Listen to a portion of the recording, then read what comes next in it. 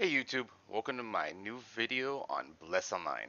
In this video, we're going to talk about the new September logging event, a leveling event, and the upcoming September update. So let's begin. In this new logging event, it's focused around helping players upgrade their accessories. All players, if you log in daily, will receive 45 magic soulstones, 30 of the energies, 30 metal polish, and 6 powers of Erchemius. I think Erchemius, want to pronounce it? I don't know. The login reward will also provide a 10-day comfort period, so even if you miss one day, you're not going to be behind, so it won't be an issue. So this reward system will at least provide a good way to start your enhancement up to +5 if you haven't already, and provide you a way to go to up to 10 and a way to go up to 15 if you're already up to those plateaus. Now, it's not a lot per se. While 30 magic soul stones is required to attempt to go to +5, 15 is required to go to +3. Stuff like that is not enough to plus up all your accessories, but getting one like the necklace plussed up will provide you at least the direction a way to get forward. And hopefully, luck is in your favor. So that is the September logging event. I really recommend if you're still enjoying the game, you still have hope for the game, log in, collect your rewards. Even if you're not playing on an every day-to-day basis, try it out and see if you like their login rewards. They are providing a decent amount of stuff for it. So going into the next thing is the level up event. If you haven't played in a while, you haven't got 45, you never got to see end game, you kind of got repetitive and trying to get leveled, this will at least kick you back in that gear, helping you upgrade and get to those higher levels and get to end game right now. So what they're providing for us is a way to get a level. We're going to be able to get a level 45 weapon at level 1. It can be equipped at level 1. They also provided us from the login rewards 200 Lumina at the beginning of September 1st, so yesterday. In this case, we can use the 200 Lumina to buy the support boxes so that we can open them on any characters we want to help us level them up. Now, one of the downsides to this is we are losing the XP event that we just had. So you will be losing the 50% bonus that we had for the Sin event. But in this case, we're getting that level 45 weapon, so you'll be able to one or two shot most of the mobs, and you'll be able to power through at least up until probably 30, 35, but you'll be able to kill elites easier, you'll be able to kill through the dungeons faster. So it gives us something to push through and get more ults created, or even to get those characters that you never got to 45 in the first place before you left the game or you just came back to the game. So this is another way to support players starting off or just leveling alts. They give great rewards for the support boxes. You'll be able to purchase all these support boxes through the special currency shop for 1 Lumina. And again, they provided 200 Lumina that you can use to purchase the support box on September 5th.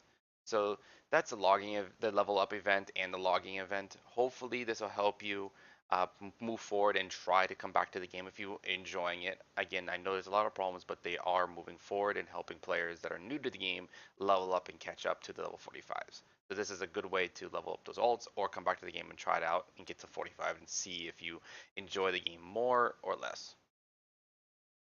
Now, going into the September update, we finally are going to have the next random dungeon and a rift of time, space and time, which is a wave defense game. So in this area, we'll be able to go into this new I would classify it as a dungeon. It's another end game quest line that will allow you to play 20 rounds of random monster waves, 2 different maps, and a way to obtain a new piece of equipment, the bracelets. The party size for this dungeon or the rift of space and time is 3. So you can only go in with 3 people. There's not going to be allowing you can go into either solo or pre-made parties. So there's going to be a lot of different ways to play this out.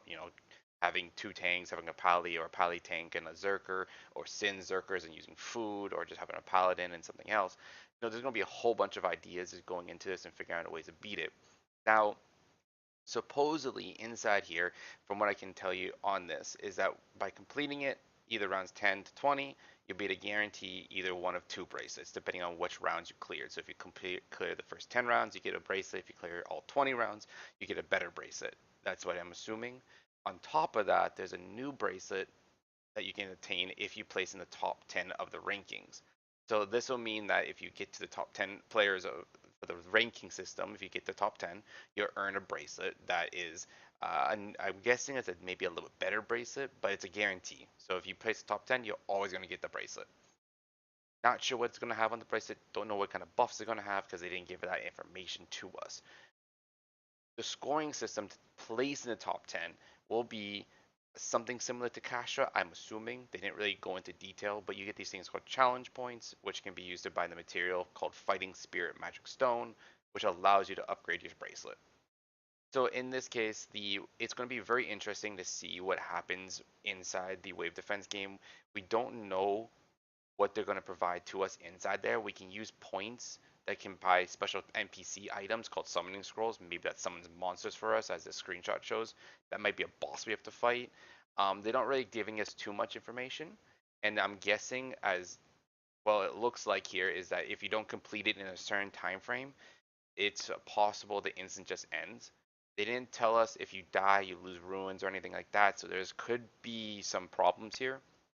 Like if I die in there, I lost all my purple stuff.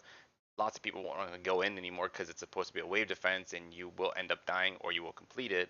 Or there'll be a time limit on each wave, and if you don't beat it in that time limit, then you're not killing fast enough, which also can hinder people wanting to play it because now they don't want to play a Zerker, they don't want to play a Paladin, they want to run the best possible combo, which limits players to even going into the dungeon or the wave defense game at that point.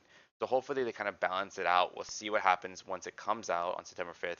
I will have a new video kind of going through how far I get and what to expect inside this dungeon. There will be two maps in there, so a lot of the we have two different types of maps for the rifts of space and time, and we'll see how it plays out. You know, never know what they've accomplished within it, and hopefully it's kind of new thing that will have fun in there. The final thing that they're going to be adding is a random dungeon finder. Most MMOs have a random dungeon finder. In this random dungeon, we'll be able to gain extra rewards on top of the rewards that are already included for those dungeons. What this means is that I can then search for a dungeon. It says solo queue. I've been told in the JP version you can do party, but here they are saying you can only solo queue. So once you go into a random dungeon, you get all the standard rewards on top of the new reward list for completing a random dungeon. There'll be different boxes, such as the mysterious mount box, the puzzle lucky box, and there's supposedly more. And we're also getting pure moonlight powder. I'm not really sure what the point of that is yet.